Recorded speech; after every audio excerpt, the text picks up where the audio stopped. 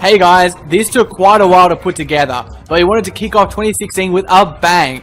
So without further ado, here are 50 upcoming indie titles that will make you salivate in excitement.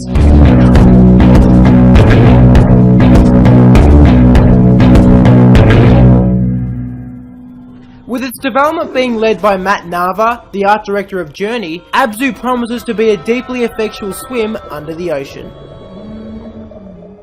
Adrift is an immersive first-person experience that casts you as an amnesia-stricken astronaut caught amid the wreckage of a spaceship. It'll be coming to PC and Oculus first. The original Banner Saga is coming to consoles in January, and this, the second part of the trilogy, is due mid-year. Expect more Vikings and turn-based battles. Battle Chef Brigade is a delightfully wacky mix of action, anime and Iron Chef that has you hunt down food and then serve it up as the perfect dish. Announced back in 2013, Below will finally release this year. We don't know much about it, other than it's an exploration-focused roguelike and will be exclusive to Xbox only temporarily. Very mysterious. Currently on early access, Besiege has already proven itself a winner. Build a siege weapon, go to town on buildings and enjoy the ensuing destruction. Chasm is a pixel-gorgeous Metroidvania with procedural generation. After a long development, we have our fingers crossed 2016 is the year we get to see it at long last. Crossing Souls is an action-adventure that takes you back to 1986. Follow the story of 5 Californian kids who discover the world of the dead and become embroiled in a government conspiracy. It feels like we've been waiting forever, but we're confident this is the year we get Cuphead, an homage to early cartoons that looks amazing and plays tough. Dad by the Sword is a swordplay driven roguelike in which you play as an everyday dad. Bizarre yet intriguing. A successful 2015 on early access, and our Darkest Dungeon is ready for full release. It's a brutal RPG roguelike set in a Lovecraftian-inspired world that's not at all for the faint-hearted. Also still in early access, Distance is a futuristic survival racer with dope beats coming soon to PS4 and PC. Original Sin 2 is the next step in the CRPG formula that won many hearts and fans in 2014. This time, there'll be a greater concentration on characters' backgrounds and multiplayer. Donut County is the solo project of Ben Esposito, who you may know as the dev behind The Unfinished Swan.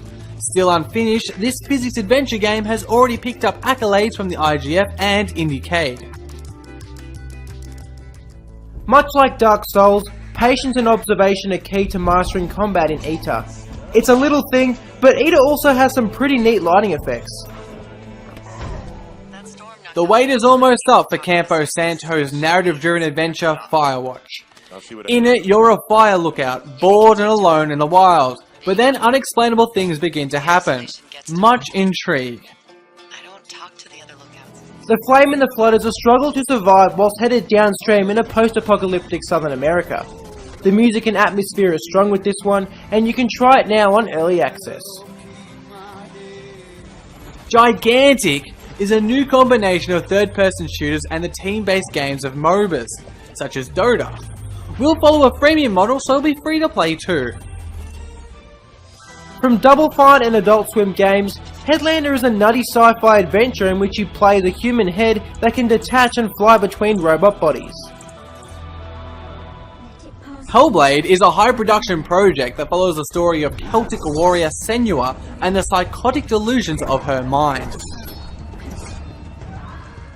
Back in 2013, Hyperlight Drifter obliterated its funding goal on Kickstarter, and ever since, anticipation has grown for this beautiful throwback to the 8 and 16-bit eras.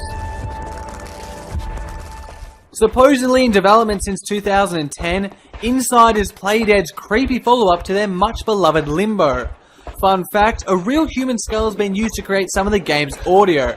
Pretty spine-tingling stuff, hey? Jenny Leclue is the French Nancy Drew, and in 2016 she invites you to join her on her quest to find out the truth behind the murder that her mother's been accused of. With juiciness. Our #1 Kickstarter game of 2014, Kingdom Come Deliverance, is due out mid-year. It's an RPG set in a historically accurate and open medieval world that comes with graphics to die for. The Mysterious Kona is a journey of survival, told in the snowy wilds of Quebec. Episode 1 of this French production hits early access in January.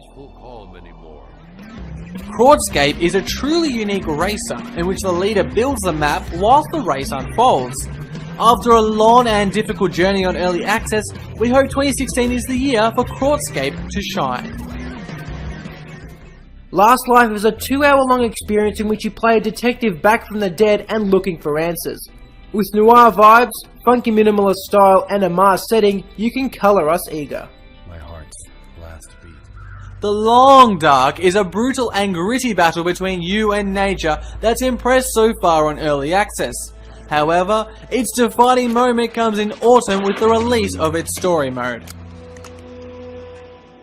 Manifold Garden looks like the work of an architect on acid. And well, it looks amazing. This surrealist dream inspired by the art of MC Escher will reset the rules of gravity for a markedly different experience. Only a month away now, Mighty No. 9 is so close you can almost touch it. Not just a Mega Man remake, its new absorption dash ability speeds up the pace significantly.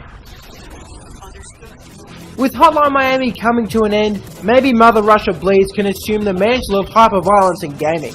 Play as a large drug-addicted Russian and beat the crap out of everyone you see. At the end of everything, hold on to anything. That's the idea behind Night in the Woods, in which you play as May, a college dropout returning home. From what we've seen, it appears humorous, charming, and deep. No Man's Sky. It's probably the most anticipated game of 2016. Rumour has it that the devs are working on adding VR support. And well, can you think of a game that's more perfectly suited for it?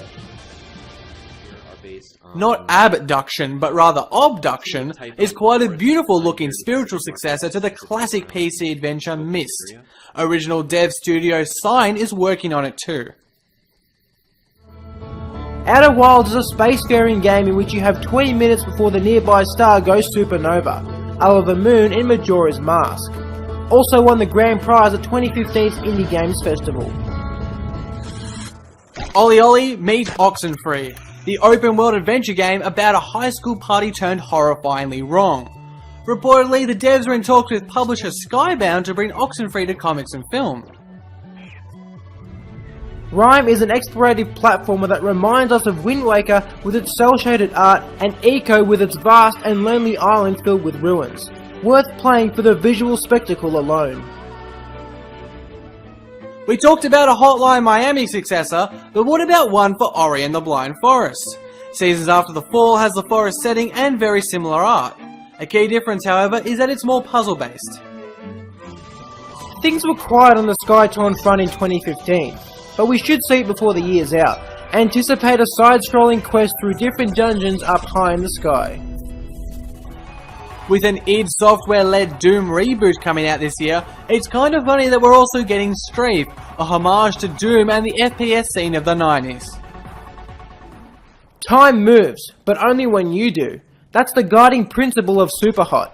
This red, white and black matrix simulator that's more about strategy than shooting. Fulbright, the peeps behind Gone Home, returned in 2016 with another environmental storytelling project called Tacoma. This one takes place in the future on a transfer station in space. Thumper is an epilepsy-inducing psychedelic roller coaster self-described as a rhythmic balance game. It's trippy, pulsating, like a Tame Impala album cover come to life, and we love it already. Unravel was a surprise hit of E3 2015, endearing itself to the masses in the process. And it's not hard to see why. With its adorable hero strung out of red string, clever gameplay and emotional yarn, Unravel is an A-grade charmer. Wildfire is a stealth-oriented puzzle game, in which you control the elements of fire, water and grass to clever effect. And with its alpha out, Wildfire is coming along nicely. We Happy Few is a survival game in which you need to escape a 1960s British town full of drugged up whack jobs wanting to convert you. Groovy baby? Yet creepy baby. Where the water tastes like wine is an attempt to capture the essence of the American road story and folk culture. From what we see, its visuals and audio are already capturing that essence. Oh ho, Jonathan Blow. After Braid, where did you go? Oh ho, Jonathan Blow. How we've missed you so. Putting an end to the rhyming, the weakness is almost upon us, and with it comes a glorious island full of brain teasers. Call it what you want, but Yooka-Laylee is Banjo-Kazooie. This Kickstarter miracle that revived a loved but forgotten franchise should be the game fans have wanted for 15 years. So the time has come, we finally made it to number 50. This last game, 1979 Revolution, details the Iranian uprising of 79 through the eyes of Reza, a young photojournalist. It's an exciting and bold direction for storytelling in gaming. Well, that's it. A whole 50 indie games to look forward to in 2016. It's not the end of our preview for this year, however, as we'll be back soon with 10 bold predictions for indie games in 2016. Also, if we missed any games you have your eyes on, please let us know in the comments. As always, thanks for watching. My name's Lawrence. And my name's Josh. We'll see you next time here on Indie Informer.